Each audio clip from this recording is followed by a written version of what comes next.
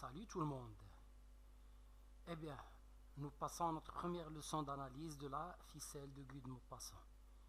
Nous allons aujourd'hui voir l'extrait qui se rapporte à la situation initiale. Et bien sûr, le cours est fait par Tawfiq El-Ayachi et ce cours est aussi disponible en arabe. D'accord? Donc toutes mes leçons, je les explique en arabe puis en français.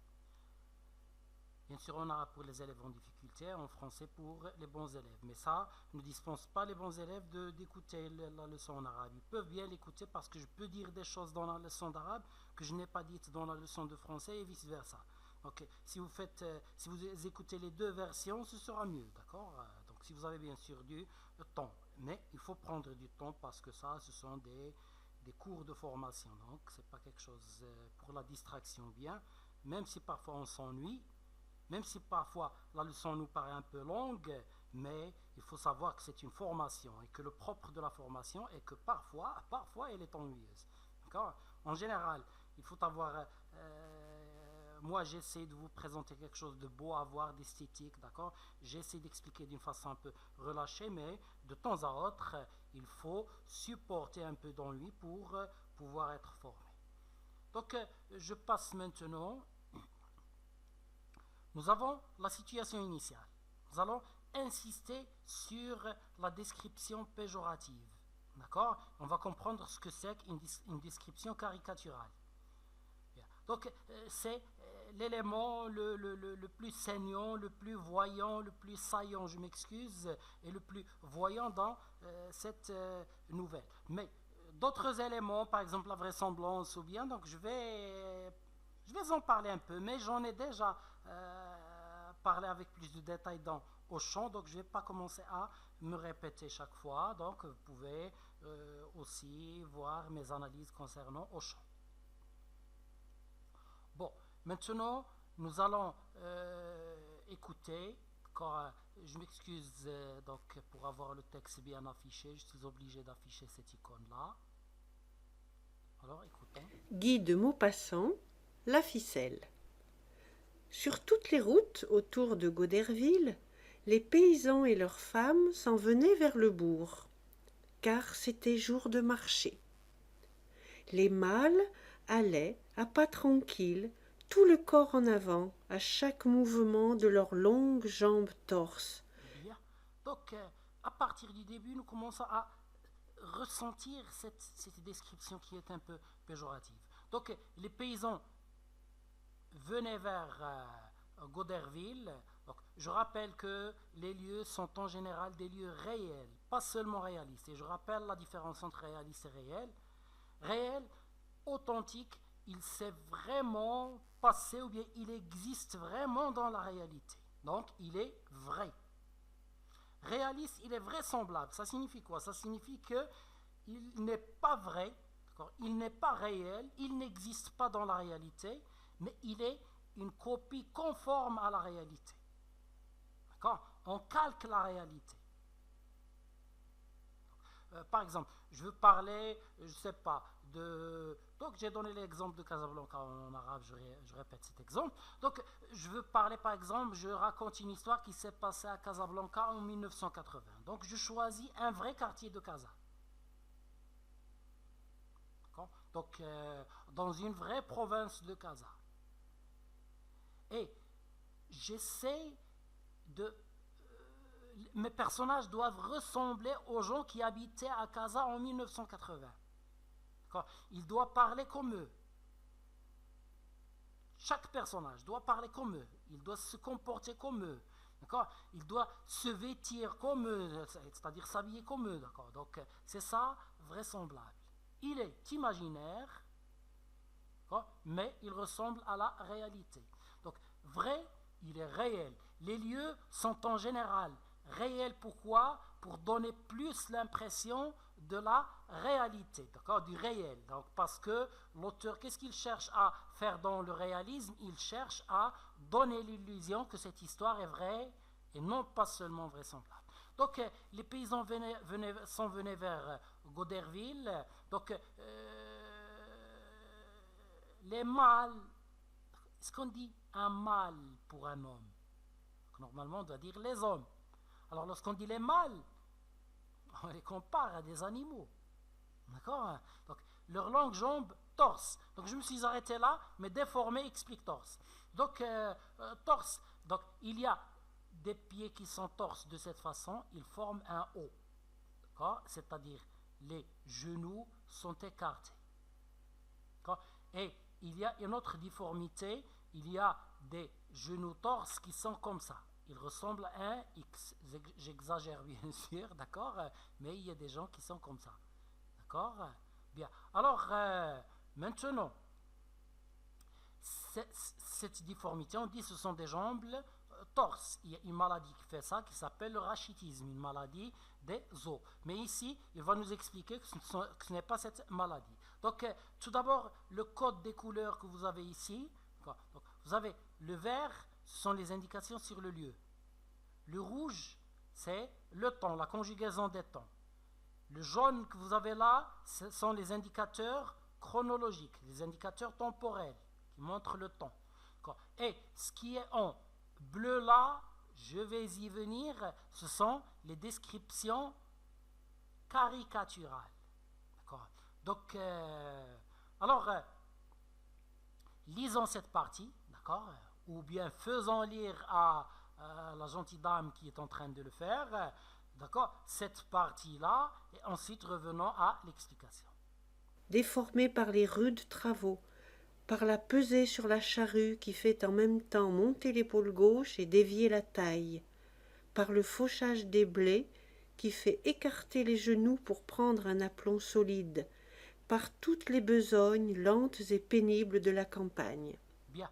Alors, il nous dit que ses jambes sont longues et torses, il nous explique par quoi elles sont torses. D'accord? Ce par-là, c'est une préposition, et ici, c'est une préposition qui exprime la cause, à cause de toutes ces choses-là. D'accord? Donc, les rudes travaux, rudes, c'est dur. D'accord? Vous pouvez changer les mots et ça va vous donner, d'accord, la même chose. Donc, par les rudes travaux, par la pesée, d'accord, donc, je ne vois pas très bien, c'est pourquoi je fais lire, sur la charrue. Et la charrue, c'est un instrument, d'accord, pour labourer la terre qui existait dans le passé. Aujourd'hui, on utilise des tracteurs. Mais dans le passé, on avait un bloc en fer qu'on plantait dans la terre. D'accord? Et on avait un support en bois et il est attaché, tout ça est attaché à des animaux. D'accord? Donc, les animaux tirent et l'homme doit appuyer, il doit peser sur. C'est ça la pesée.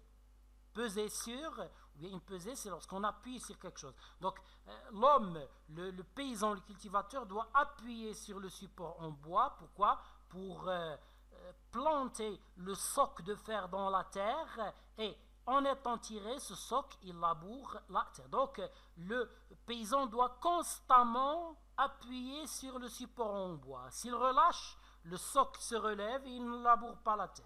D'accord. Alors, c'est un travail très dur et qui dure beaucoup de temps. Alors, il nous dit, cette pesée sur la charrue, qu'est-ce qu'elle fait? Elle fait monter l'épaule gauche et dévier la taille. Donc, la taille se dit de deux choses. Il se dit de toute la taille de la personne, d'accord, toute sa taille, ou bien de la place de la ceinture, place du nombril dans le corps. D'accord. Donc, cette place-là aussi, on l'appelle la taille. Donc, c'est ce qui est voulu ici. Cette taille-là, qui est la taille de la ceinture, cette taille-là, elle est déviée, elle est écartée au côté. D'accord. Pourquoi? Pour pouvoir bien appuyer sur la charrue. Donc, les besognes, ce sont les travaux qui sont durs. Le fauchage, c'est lorsqu'on moissonne le blé avec, oui, il y a une faux, un instrument qui fauche le blé, qui fauche surtout l'herbe lorsqu'elle est encore verte. Cet instrument, il a un bâton. Excusez-moi, donc il a un bâton comme ça, et il a une partie comme ça qui fauche. On appelle cet instrument une faux. Et la faux, elle sert à faucher. La faux s'écrit avec un X, comme faux. Donc, maintenant, pour bien appuyer, le paysan doit écarter les jambes, bien les genoux. Écarter les genoux, c'est-à-dire éloigner un genou de l'autre. Donc, cette position, puisqu'elle se répète, elle va causer la difformité des genoux. Donc, et les jambes seront torses. Leur blouse bleue, empesée, brillante, comme vernie, ornée au col et aux poignets d'un petit dessin de fil blanc, gonflé autour de leur torse osseux, semblait un ballon prêt à s'envoler, d'où sortait une tête, 2 bras et 2 pieds. Bien. Alors là, c'est un exemple de ce qu'on appelle une description caricaturale. Qu'est-ce que c'est que la caricature? Donc, la caricature, c'est lorsqu'on grossit certains traits du corps. Par exemple, le visage. Si vous grossissez le nez, vous grossissez le front, vous grossissez les oreilles. Donc là, vous aurez une caricature.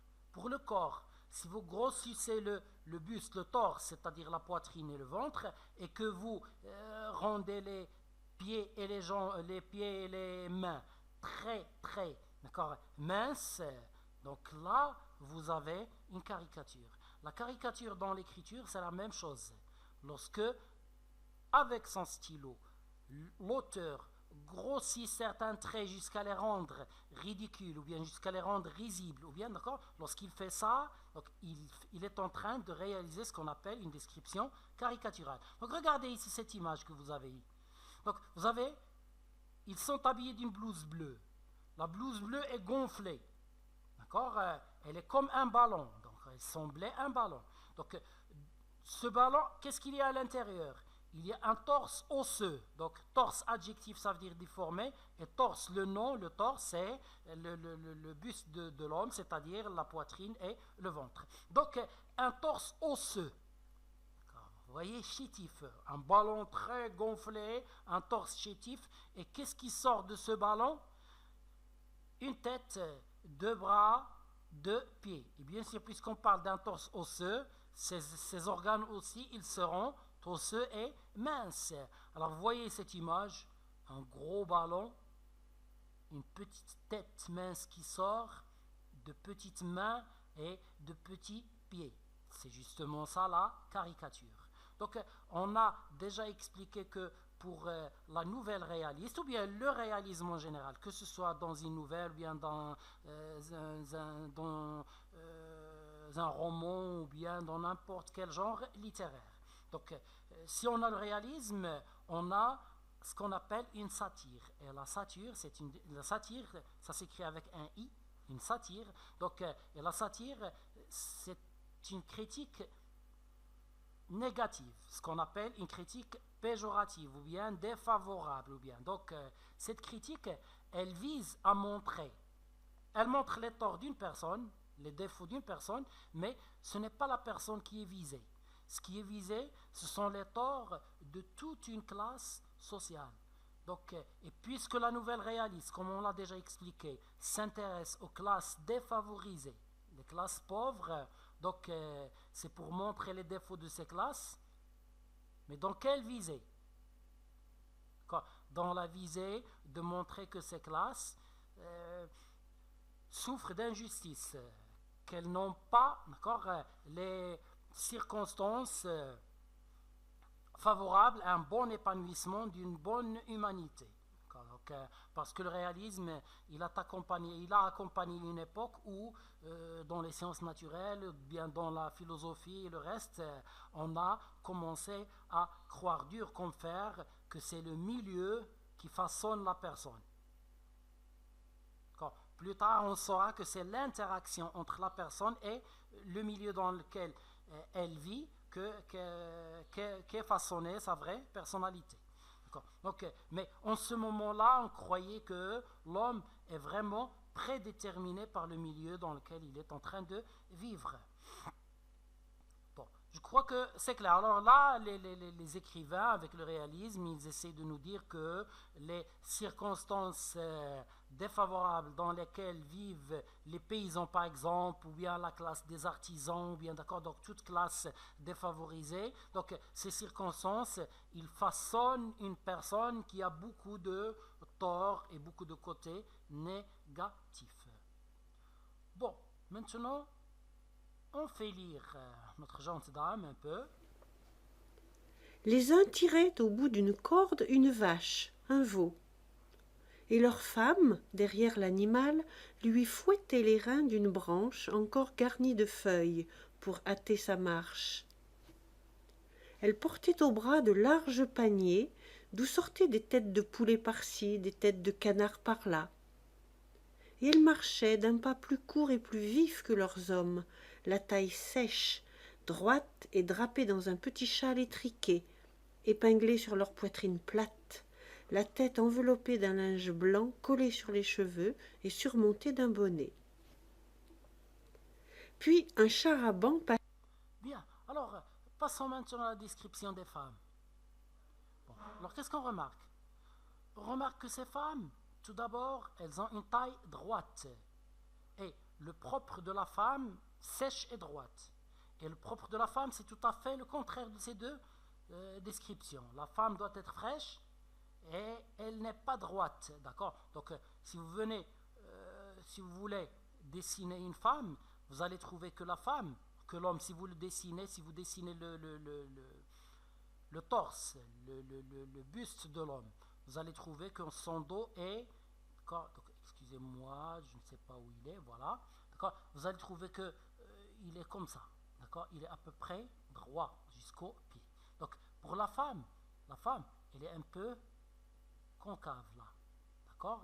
Donc si vous dessinez sa poitrine, son ventre, vous allez trouver que son ventre, il sort un peu comme ça, d'accord. Donc alors une femme, c'est cette forme là. Un homme, c'est cette forme-là. Donc les femmes qu'on a là, elles sont droites et sèches.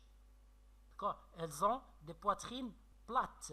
Donc ce qui est plat, c'est ce qui n'a pas de bosse, de gonflement. D'accord? C'est ça ce qui est plat. Donc comme le sol de votre maison, il est plat. Donc elles ont des poitrines plates. Bon, pour les hommes, vous avez vu une description caricaturale, de même que pour les femmes. D'accord. Donc, alors là, c'est pour nous dire que même la physionomie des personnes est prédéterminée par le milieu social, même son corps. D'accord. Donc, oui, nous sommes arrivés là. Alors, je crois que je vais passer ces deux parties parce que maintenant ça ne nous intéresse pas, d'accord, on a compris le principal. Bon, alors si on vient maintenant ici, on va voir que ça, c'était sur les routes de Goderville. Nous avons un puits, puis nous avons ici sur la place de Goderville. Donc nous changeons de lieu et aussi de temps, d'accord, parce que ça c'est lorsque les gens venaient vers la place de Goderville, là, ils sont arrivés à Goderville, d'accord. Donc regardons maintenant ça. Donc, bien, au trot saccadé d'un bidet, secouant étrangement deux hommes assis côte à côte et une femme dans le fond du véhicule, dont elle tenait le bord pour atténuer les durs cahots. Sur la place de Goderville, c'était une foule, une cohue d'humains et de bêtes mélangées, les cornes des bœufs, les hauts chapeaux à longs poils des paysans riches et les coiffes des paysannes émergeaient à la surface de l'assemblée. Et les voix criardes, aiguës, glapissantes formaient une clameur continue et sauvage que dominait parfois un... Donc, vous voyez ici, sur la place de Goderville, c'était une foule, d'accord. Une cohue, la cohue, c'est lorsque les gens ne sont pas en ordre, lorsqu'on a une grande foule qui n'est pas en ordre. Donc, maintenant, les voix qui sortent, ce sont des voix criardes, aiguës. Aigu, c'est un son qui fait mal à l'oreille. D'accord.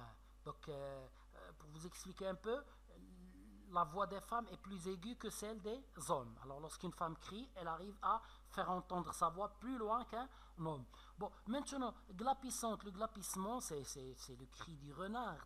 Donc ici, il y a les mâles, il y a le glapissement, d'accord. Donc, alors ici, c'est presque une animalisation des personnes. Les paysans ressemblent à des animaux. grand éclat poussé par la robuste poitrine d'un campagnard en gaieté, ou le long meuglement d'une vache attachée au mur d'une maison. Tout cela sentait l'étable, le lait et le fumier, le foin. Donc, tout cela sentait l'étable. L'étable, c'est la place dans laquelle on a des chevaux. D'accord. Lait, le fumier, ce sont les excréments, ce sont les restes des animaux. D'accord. Et je vous explique ce mot parce que certaines personnes le disent sans savoir ce que c'est. Ce sont les merdes des animaux. D'accord. Pour que vous compreniez le sens de ce mot-là. Et le foin, c'est l'herbe coupée. Normalement, le foin, c'est l'herbe coupée alors qu'elle est encore verte. Car avant qu'elle sèche. Lorsqu'elle sèche, elle devient de la paille. D'accord. Et la sueur. D'accord. Alors, ces odeurs qui se dégagent des paysans et cette odeur, elle est vraiment réelle, d'accord. Donc, si vous avez déjà côtoyé des paysans, s'ils ne sont pas lavés, d'accord, donc vous sentez cette odeur, d'accord, et vous êtes dérangé par cette odeur. Donc, eux, puisqu'ils sont toujours au milieu de cette odeur, ils ne la sentent même plus, d'accord, mais nous la sentons, d'accord, nous la sentons. Bon, maintenant, je vous ai expliqué l'autre jour que il y a certains récits qui ont ce qu'on appelle une annonce de la perturbation. C'est quoi une annonce de la perturbation? Donc, la perturbation, c'est le début des événements qui vont, se succéder pour former le récit.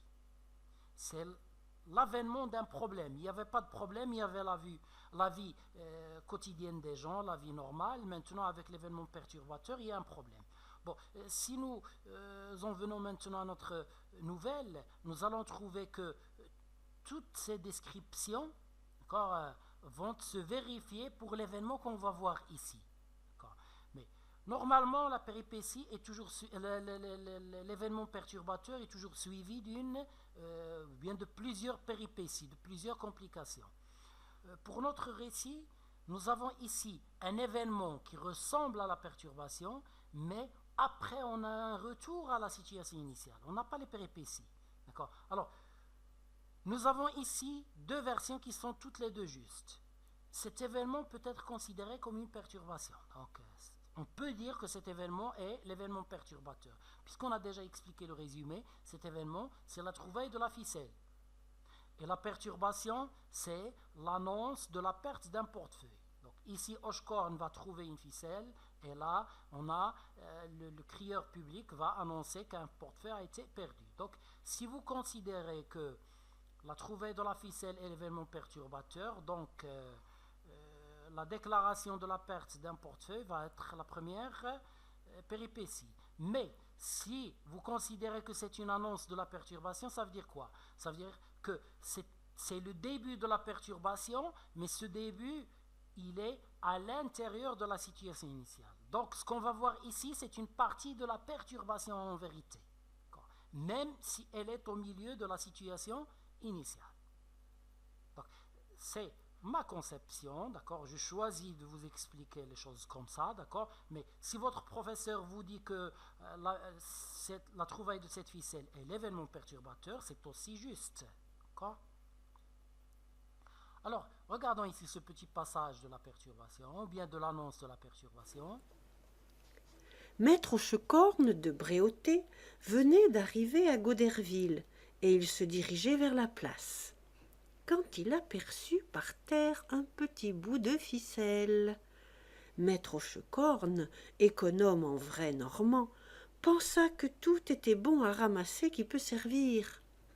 Et il se baissa péniblement, car il souffrait de rhumatisme. Il prit par terre le morceau de corde mince, et il se disposait à le rouler avec soin, quand il remarqua sur le seuil de sa porte maître Malandin, le bourrelier, qui le regardait. Ils avaient eu des affaires ensemble au sujet d'un licol, autrefois, et ils étaient restés fâchés, étant rancuniers tous les deux. Maître Hochecorne fut pris d'une sorte de honte d'être vu ainsi par son ennemi, cherchant dans la crotte. Bien. Alors là, notre maître Hochkorn, il se dirigeait vers Goderville, il vit une petite ficelle, il la ramassa. Maintenant, il avait des affaires avec maître Malandin. Ça veut dire quoi, avoir des affaires? Ici, ça signifie qu'ils s'étaient disputés, qu'ils s'étaient querellés. Bien. Alors, maintenant, ils se sont disputés à propos de quoi? D'accord. Donc, c'est juste aussi pour les gens de la compagnie chez nous. D'accord. Donc, ils se sont disputés à propos d'un licol. Un licol, c'est une partie de la selle d'un cheval. C'est quelque chose de banal. Donc, ils s'étaient disputés à propos d'un licol. Ils étaient restés fâchés. Maintenant, maître Hochkorn se disposait à bien rouler la ficelle, mais lorsqu'il vit que maître Malandin le regardait, il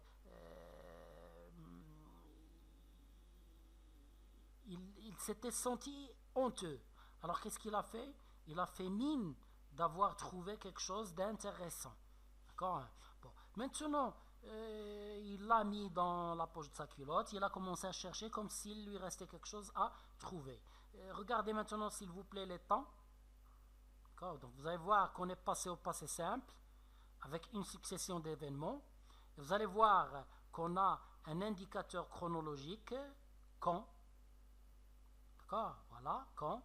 Et vous allez voir que ce sera le début des problèmes. C'est parce qu'il a trouvé la ficelle qu'il aura plus tard des problèmes. Donc, ce sont toutes les caractéristiques d'un événement perturbateur. C'est pour ça que je vous ai dit que si on considère que c'est un événement perturbateur, c'est juste. Pourquoi? Parce que ça répond à toutes les conditions d'un événement perturbateur ou bien d'une perturbation. Donc, je passe maintenant, je rappelle ça, j'ai dit l'indicateur chronologique quand, l'événement brusque, c'est la trouvaille de la ficelle, et vous avez l'emploi du passé simple. Après ça, on a un retour à la situation initiale. Il se perdit aussitôt dans la foule criarde et lente. Bon, alors, je crois que, pour ne pas faire très long, je vais me dispenser de faire lire cette partie, je l'explique tout simplement et très rapidement. Vous voyez, le retour à l'imparfait, d'accord? Tous les verbes, c'est l'imparfait. Le retour à la description et à la vie normale. Ici, il nous raconte comment